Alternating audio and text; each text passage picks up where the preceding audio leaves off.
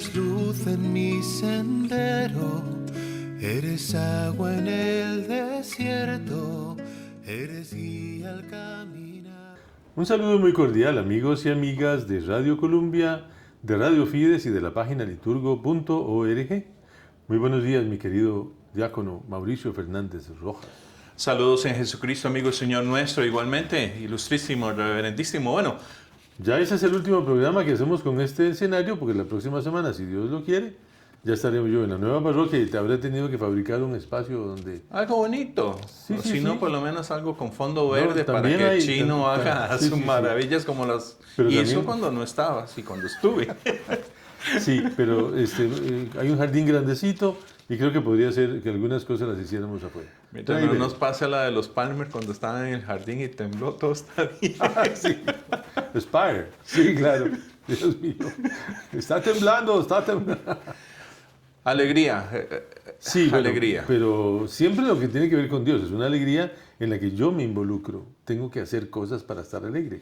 O sea, tengo que pagar el diezmo no, el peaje, involucrarme sobre todo en el proyecto de Dios para encontrar el sentido de la felicidad y florecer. Pero veamos cómo la comunidad de Mateo lo dice hoy, porque es completamente distinto a lo que dice Lucas, pero tiene mucho sentido si lo vamos viendo en que es una comunidad que tiene que salir de una herencia muy dura de la ley hacia la libertad de Jesucristo. Y eso ni siquiera hoy lo hemos entendido. Todavía hoy hay gente que sigue doblegada por los mandatos del Levítico y los mandatos del libro de los Números y por supuesto Éxodo, pero esa libertad de los hijos de Dios de la que San Pablo habla con tanta fuerza no aparece en nuestros corazones todavía.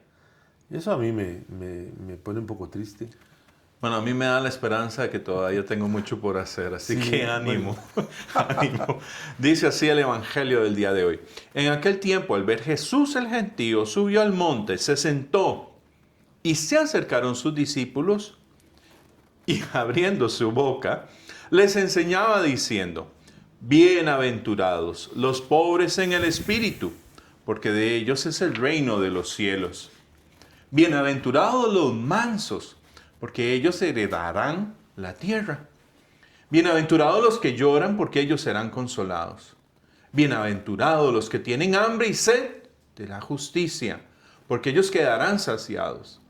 Bienaventurados los misericordiosos, porque ellos alcanzarán misericordia. Bienaventurados los limpios de corazón, porque ellos verán a Dios. Bienaventurados los que trabajan por la paz, porque ellos serán llamados hijos de Dios. Bienaventurados los perseguidos por causa de la justicia, porque de ellos es el reino de los cielos. Bienaventurados ustedes cuando los insulten y los persigan y los calumnien de cualquier modo por mi causa. Alégrense y regocíjense, porque su recompensa será grande en el cielo. Hace algún tiempo atrás, en el grupo de Huellas de Esperanza que tenemos, hicimos ejercicios espirituales a partir de las bienaventuranzas. De hecho, fue para preparación para Cuaresma, porque tomamos cada bienaventuranza e hicimos un itinerario para ver si realmente estaba en el camino de conversión hacia Dios o si lo que quería era seguir en el camino de conformismo que normalmente la religión me lleva a estar. Volverme el centro de todo, no me importa, Dios lo llama. Y moverme con mis gustos religiosos, con devociones y con rezos y con cintas amarradas y con... El otro día vi una cosa que me aterrorizó, un video en alguna iglesia de alguna parte de este redondo mundo, en donde la gente, terminado el rezo, se acercaban a la imagen de la Virgen y la abrazaban. Y yo viéndolo así en el teléfono, yo dije, ¿eso es idolatría? Porque eso es una imagen, esa no es la Virgen María. Y la Virgen María me abraza, por supuesto, pero no es un abrazo que yo no debiera de llegar a ese grado de dependencia de lo físico. El problema son los likes que están teniendo ese tipo de, Sí, como ese de negocio, extrañas devociones. Como ese son negocio extrañas final, devociones. Sí, yo creo que todo el asunto tiende a que nosotros afinemos el lápiz, porque yo crecí, yo soy viejo, pero no tanto, hace 50 años, hace 55, tal vez 60 años. Digamos, sí, el cura, que en paz descanse, yo no lo juzgo, pero el cura decía, cuando leía las bienaventuranzas, que se leían un par de veces al año, decía que esos eran consejos evangélicos. Porque ese era el pensamiento de la iglesia. La iglesia pensaba que seguíamos, y lo que voy a decir escandaliza a muchos, pero en este momento literalmente no tengo parroquia. Entonces, en libertad, en libertad. No tengo una parroquia a la que malformar, pero yo lo dije en Barba muchas veces, y lo diré ahora en Cuatro Reinas, las veces que sean necesarias. La gente no puede seguir dependiendo de los 10 mandamientos. La gente no puede entender que Dios lo que nos pide es que sigamos pegados a la ley de Moisés. Porque para eso Cristo estableció una ley, a partir de la ley de Moisés, una ley modificada que es precisamente lo que sigue después de este texto que estamos leyendo, cuando empiece a modificar la ley. Pero pensar que las bienaventuranzas, que son la esencia de lo que Cristo quiere que yo sea, es apenas un consejo. Eso es casi una blasfemia. No, es blasfemia, Bueno, perdón. sí. Es entrar realmente y... Ay, no sé cómo decirlo elegantemente, pero es que se me vinieron muchas imágenes de nidos y cosas así por el estilo.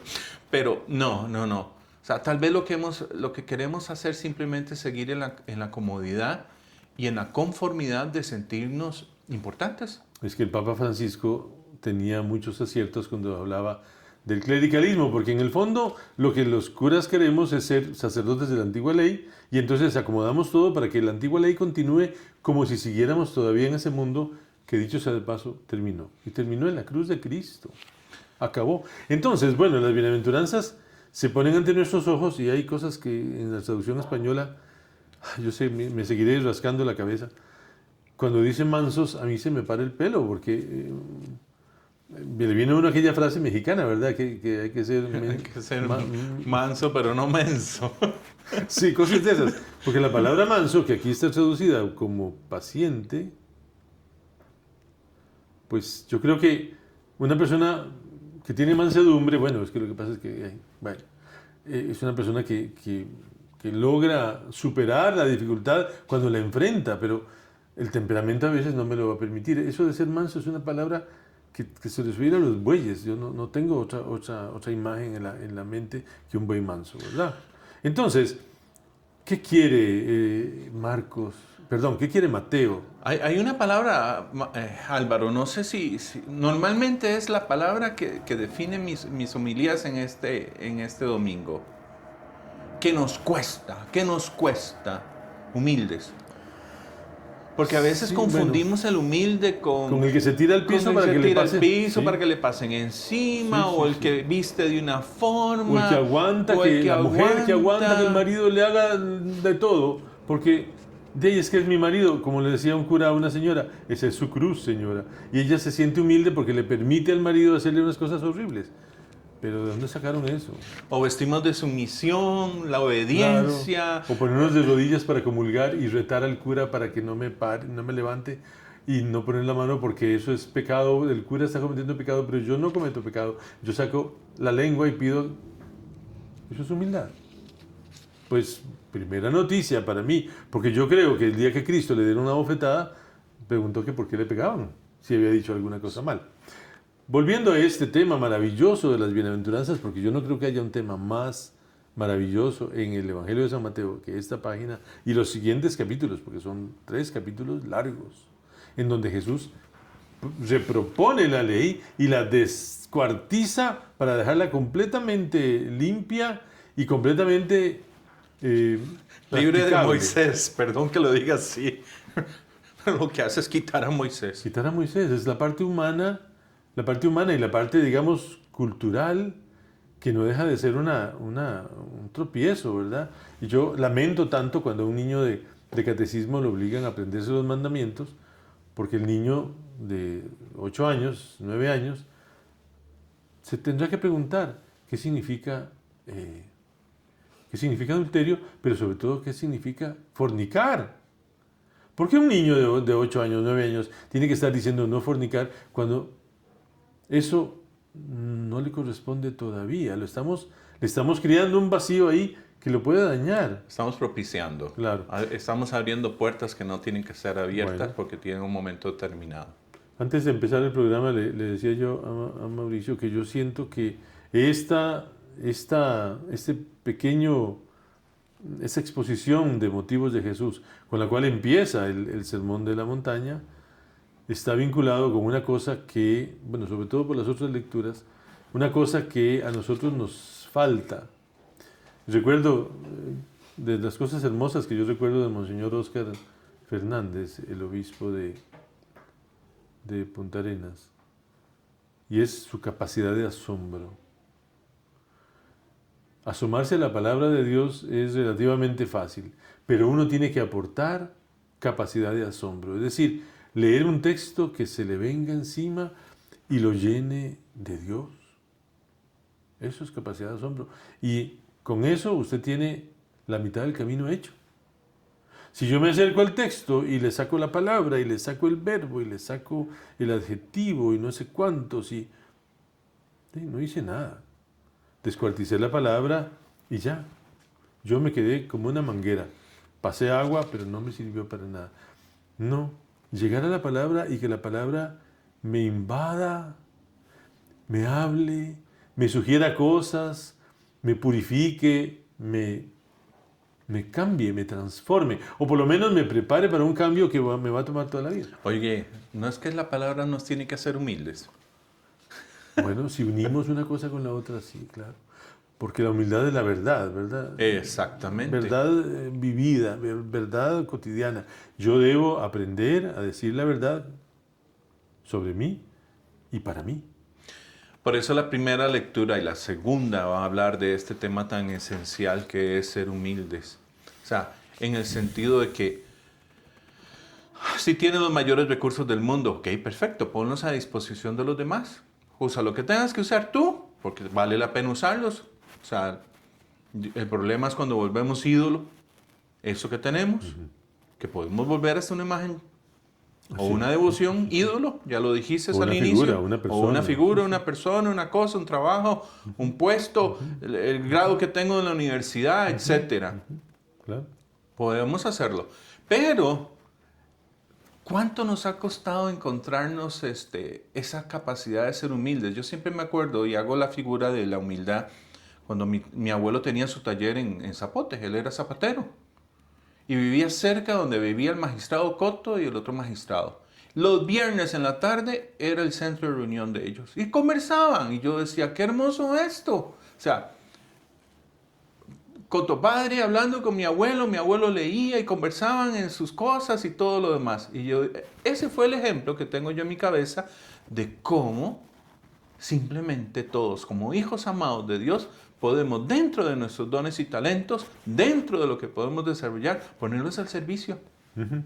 Cosa que se perdió hace algún tiempo atrás, porque ahora ya no.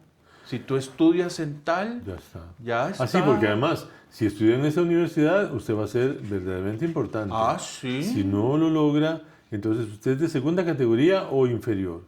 Y eso, ¿qué sentido tiene si al final el estudiante... Bueno, es cierto que a veces no recibe una formación adecuada, pero eso es otro problema. Pero el punto señalado por Sofonías, que es un profeta, del cual oímos poco, ¿verdad? Un par de cosas en los evangelios de la infancia o vinculados con el nacimiento de Cristo, pero hoy Sofonías dice una frase que es estremecedora, porque a pesar de que la fe no debe excluir, aquí se excluye. Aquí ¿verdad? excluye. Busquen al Señor ustedes. ¿Quiénes? Todos los humildes de la tierra. Entonces, híjole, ¿y si yo no soy humilde? Bueno, pues no va a poder buscar al Señor porque no lo va a encontrar. Una persona que tiene los ojos cubiertos con el pecado, con la soberbia, con la pretensión, con la arrogancia, con la, qué sé yo, le va a costar mucho más encontrar al Señor porque el Señor no se mueve en esos niveles. Oye, y eso vuelvo a decirlo, y perdón si somos tan necios en esto, como dice el padre Roberto, como el borracho, ¿verdad? Es que a veces las devociones nos apartan de Dios. O sea, siempre... como una vez que me pasó, que llegué a la casa de una persona a las 3 de la tarde y no me atendió porque... Tenía que rezar. Tenía que hacer la coronilla. Sí, parecía un musulmán. El musulmán bueno, el judío, yo siempre cuento el cuento, ¿verdad? Fui a hacer unas compras en Nueva York, en una tienda de ornamentos y cosas litúrgicas que era de un judío, y fui un día y me quedé horas de horas viendo todo lo que había, cosas maravillosas. Cerró el sábado. No, ese día no tuve problema. Cuando yo llegué a comprar era un viernes en la tarde y el empleado me dijo, uy, mire, ¿usted podría apresurar un poco la cosa? Le digo, ¿por qué? Es que hoy es viernes y el jefe tiene que irse a las 5 en punto para poder llegar a su casa a las 6 y que el Shabbat no lo tome. Y yo me quedé como, ¿qué es esta vaina? Sí, convertimos la fe en una superstición, porque uno se pone a pensar si esa gente es realmente creyente en Dios o simplemente seguidor de las tradiciones de Moisés con minúscula, porque todo es con minúscula. Y hablando de supersticiones, lo que dice Pablo el día de hoy, ¿verdad? Voy a decirlo de esta versión. Fíjense en su asamblea. Oye, su asamblea. Hermanos, no hay en ella muchos sabios en lo humano, ni muchos poderosos, ni muchos aristócratas, sino que lo necio del mundo lo ha escogido Dios para humillar a los sabios, y lo débil del mundo lo ha escogido Dios para humillar lo poderoso. Muchas veces... Creo que conviene hacer una pequeña aclaración morfológica, para que use esa palabra una semana de estas, y nos seguimos todos. Una aclaración respecto a la palabra necio. Por favor. Porque la palabra necio nosotros en Costa Rica la usamos como majadero, ¿verdad? Decir que es necio, pues está insistiendo. No, ese no es un necio. Hasta pretencioso. Sí, el necio es el ignorante. Y el pretencioso, la persona que cree que mucho sabe y que entonces se planta como un modelo. Y no, ese no es un necio. El necio es el que no sabe y pretende que sí sabe y entonces choca con pragmatismo incluso. O sea, que está hablando si este ni siquiera sabe, pero se mete porque cree que sí sabe. Por eso Dios eligió lo que el mundo tiene por necio. Y entonces entramos en un túnel terrible porque las bienaventuranzas y lo que propone San Pablo y los humildes de Sofonías nos llevan a unas personas que tienen eso que mencioné hace un rato, que es la capacidad de asombro. Si usted puede permitirle a la palabra de Dios que venga sobre usted y lo amase y lo modifique y qué sé yo, entonces usted estará entrando en el reino de los cielos. Podemos dar un ejemplo práctico de capacidad de asombro. Ajá. Estoy en un grupo, llego a decir algo y sale alguien con otra versión de lo que yo estoy diciendo. ¿Cuándo pierdo yo la capacidad de asombro? Cuando digo, está equivocado. Porque no le estoy dando chance a mi ser de reflexionar, ok, ¿sobre qué está diciéndolo? ¿Para qué lo está diciendo? ¿Cuáles son las formas evangélicas? A veces me pongo yo en eso. O sea, ¿qué parte del evangelio está sustentando lo que esa persona está diciendo? Claro. ¿O cómo lo está interpretando? O más importante todavía, ¿será que en su historia de salvación algo pasó que hizo que viera eso así? Me acuerdo, me estoy acordando ahora de aquellas palabras de Romano Guardini, ¿era? Y son unas frases que el Papa Francisco utilizaba mucho porque en el mundo existe desde el siglo XIX, Hegel, XX. Bueno, finales del XIX, sí, más o menos. Él propone su dialéctica, que es una tesis. Ay, no la comimos nosotros. Uy, se me salió. No la comimos la iglesia. Claro, la iglesia se la tragó entera. Una tesis, a la tesis se enfrenta una antítesis. ¿Y qué hacen? Choque. Y el choque produce la síntesis. Eso era la teoría de Hegel, la teoría de la dialéctica de Hegel. Pero Romano Guardini leyó aquello y dijo, no, esto no es así. Y Francisco se sabía eso de memoria y lo usaba. No es evangélico, Álvaro. No es evangélico. Y ese es el punto. Si no es evangélico, nosotros no podríamos usarlo. Bueno, yo no le voy a decir nada a Santo Tomás de Aquino, pero si no es una cosa que está en la palabra de Dios. Guardini decía que, cierto, existía una tesis y una antítesis, pero uno no puede chocarlas. Lo que tiene que hacer es subir, agarrarse la palabra de Dios, subir y mirarlas desde lo alto para ver qué bueno sacamos de aquí, y logramos una solución cristiana a un problema humano. Un diálogo Acordate de Pablo VI. Pablo VI, que en su carta que se llama Ecclesiam Suam, definió el diálogo, que no es un asunto que se puede usar en cualquier parte, es una palabra cristiana. El diálogo es el impulso de amor que en un momento dado sale de mí como expresión de amor. Es decir, yo pienso una cosa desde el amor y la propongo y la persona la recibe y juntos, viviendo ese amor, salimos adelante. Si yo no tengo amor por usted o usted no tiene amor por mí, no tenemos diálogo, tenemos discusión.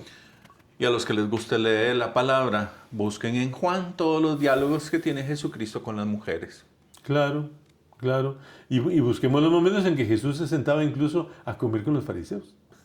¿Con los pecadores? Claro, con más los que no se podían. Sí, con los también. que no. Los pecadores y los fariseos. Y aquel Simón que lo juzgó cuando vino la mujer a lavarle los pies. Y Simón lo juzgó porque dijo, este es cualquier baboso, porque si fuera profeta sabría quién lo está tocando. Y Jesús pudo haberle carajeado y haberle dicho, ¿qué le pasa a usted? No, perdón. O sea, si uno lee el texto...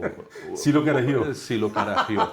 Es que ella me besó. Tú ni siquiera me diste el beso de bienvenida. Ya empezó a carajearlo. Sí, pero... ¿Al estilo Jesús? Pero al estilo Jesús. Al estilo Jesús. Haciéndolo ver que lo que estaba haciendo era cometiendo un error. Se estaba quedando pegado en eso que se llama ley. Y es donde Jesús no quiere que nosotros nos quedemos pegados.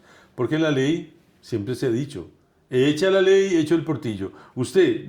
¿Para qué sirve la ley? El padre Pacheco, en paz descanse, decía eso. Decía, ¿Para qué? ¿Para qué? Que la moral cristiana, decía, era chiquititilla, era solo para probar que una cosa estaba bien o estaba mal. Que lo que significaba importancia en la vida era la ética cristiana. La ética cristiana que se basa en estas frases. Porque de un momento a otro Jesús suelta eso de felices los misericordiosos. Y resulta que ser misericordioso es un buen negocio.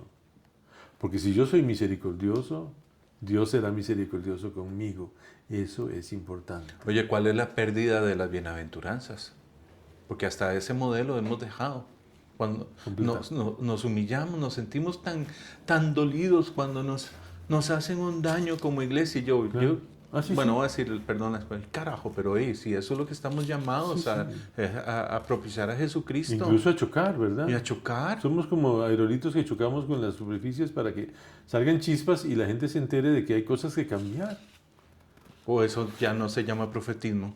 Pero es que yo no estoy seguro de que la iglesia clerical tenga claro que el evangelio es una propuesta completamente liberadora, completamente novedosa, completamente ajena a la ley de Moisés, como decíamos hace un rato, y que nos está dando la verdadera ley de Dios, cuya reforma la está realizando Dios hecho carne en la persona de Jesucristo. Yo creo que ese es todo el problema, ¿verdad? La gran pregunta con la que empiezo los ejercicios. ¿Quién no quiere ser bienaventurado?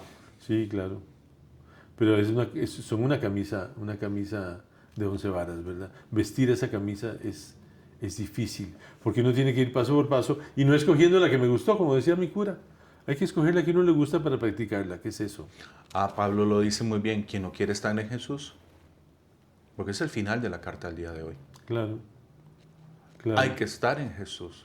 Y sigue siendo camino, verdad y vida. Sí, y el único camino para llegar al Padre. Bien. Se nos hizo breve, creo, porque este tema de las bienaventuranzas es siempre una maravilla. No se agota, hermanos, no se agota. Feliz domingo, feliz día del Señor.